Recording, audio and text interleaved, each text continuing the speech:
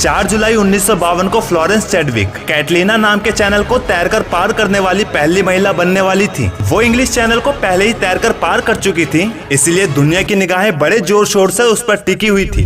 घने कोहरे, हड्डियों तक कपकपाने वाली ठंडी, जंगली शार्क मछली, ये सारी वो चुनौतियां थी जिसका उसने डटकर पूरी बहादुरी के साथ सामना तो कर लिया, लेकिन अब बारी थी उसके किनारे पर पहुंचकर उस मुकाबले पर अपनी जीत दर्ज करने की। ठंड में पानी और ठंडे पानी में तैरना ये कोई बड़ी समस्या नहीं थी उसके लिए, पर जब भी वो अपने चश्मे से देखने की कोशिश करती उसे बस घना कोहरा ही दिखता। और जानते हो फिर क्या हुआ? किनारा ना दिखने की वजह से उसने हार मान ली। ये बात उसके लिए दुख की तो थी कि वो जीत नहीं पाई, लेकिन असली सदमा तब लगा जब उसे पता चला कि वो किनारे से सिर्फ आधा मील ही रह गई थी। और ऐसा भी नहीं था कि बड़ी बड़ी बाधाओं ने उसकी हिम्मत तोड़ दी थी, लेकिन जो चीज उससे लास्ट टाइम पर ओझल होते जा रहा था वो था उसके गोल पर फोकस। और जब भी किसी इंसान का फोकस उसके गोल से दूर होने लगता है ना, तब चाहे उसमें कितनी ही हिम्मत हो या उसने कितनी ही मेहनत क्यों न की हो, वो चाहकर भी जीत नहीं सकता। यही कारण था चैडविक के हार जाने का। फूट फूट कर रोना स्वाभाविक था, तो अपनी पागलपंती की मिसाल कायम करने के लिए ठीक 2 महीने बाद वो फिर वापस आई, वो भी अपने फोकस भरे गोल के साथ। नतीजा,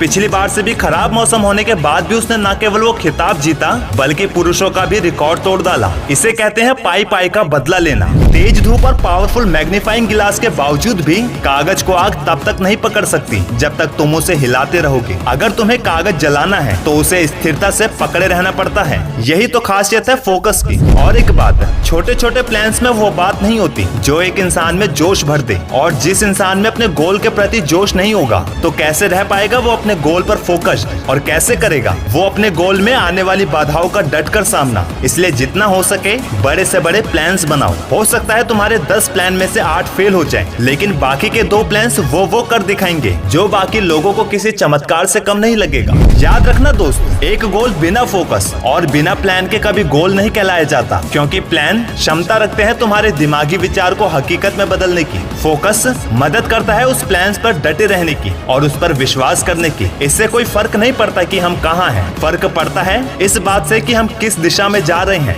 वरना बिना किसी उद्देश्य की मेहनत और साहस भी बेकार हो जाते हैं। चिंता हमें गलत लक्ष्य की ओर ले जाती है। एक रोड के किनारे पर बैठा हुआ कुत्ता आने वाली गाड़ी के पीछे भौंकता हुआ दौड़ता तो है, और अगर वो किसी एक गाड़ी को पकड़ भी लेगा तो मुझे बताओ वो उस गाड़ी का करेगा क्या? यही तो होते हैं बेमतलब के गोल जिनमें कोई प्लान नहीं होते। और जब एक लक्ष्य में अपनी इच्छाएं भर दी जाती है, अपनी योजनाएं, अपनी दृढ़ता उसमें भर दी जाती है, तब वही लक्ष्य एक वजह बनती है इंसान के सही मायने में जीने की। वीडियो के एंड में बस इतना ही कहूंगा, हर गोल की एक कीमत होती है दोस्त, लेकिन इसी एक कीमत में हजारों तरह की समस्याएं अपने अपने इम्तिहान लेकर आती है। फर्क बस इतना है, इन्हीं इम्तिहानों में कुछ लोग सीखते हैं और कुछ लोग चीखते हैं। वीडियो अच्छी लगे तो चैनल को सब्सक्राइब करके बेल आइकॉन जरूर दबाना।